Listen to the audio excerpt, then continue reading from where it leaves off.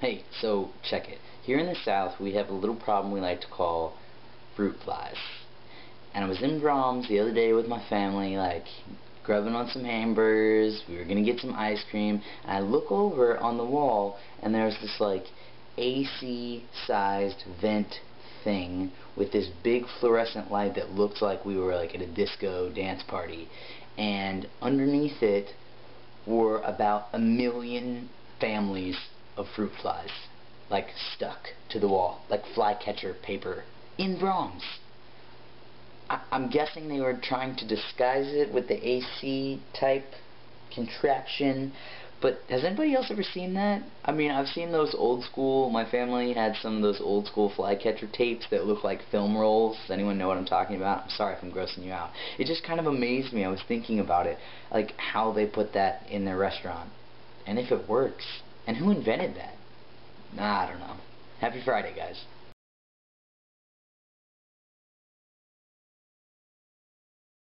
Oh, relationships. Relationships are hard. Like, not just normal hard, but like super mega trying to open a CD while you're driving kind of difficult. Does anyone ever realize this? Especially when you're first starting out. But have no fear, you big beeves. You are not alone. It was just as difficult for everyone else. Okay, so this week obviously we're talking about trans-related topics, so here's my little guru soapbox. Put on my thinking cap. It's about one of our baby beeves and how her partner is deciding to transition and what their relationship will look like and how she can best support him. First and foremost, I'd say, just like any relationship that changes, make sure you know what you want. Don't get caught up in the relationship itself and go for weeks or months or years and then take a second to step outside yourself and realize that you don't even recognize the person that you've become. That is a scary, scary feeling. And I don't want you or anyone else to be in that. So if you can control it, just kind of check in with yourself, you know. Is this okay with me? Is this what I want? You know, am I doing this for me? Am I doing this just for them? Am I doing it for both of us? And where your intentions lie. And I think that'll tell you a lot about, you know, just like a regular status update. Transitioning in a relationship is risky. I mean, I won't lie to you about that. I know a lot of guys that started transition, including myself, in a relationship that are no longer current. I know that from experience you learn a lot, and depending on how supportive the person that you're with is, makes a huge difference. So I think you, as his best friend, as his lover, as his girlfriend, have a huge role that you could play in just being supportive. Just listening and giving your opinion as knowing him best, and being there, it makes a gigantic difference.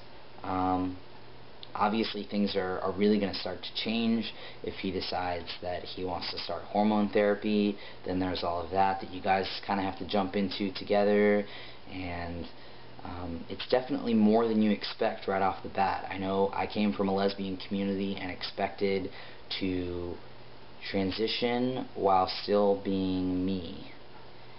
And I would say that's true, that happened, but the me that I transitioned into looked a little different than the me starting out.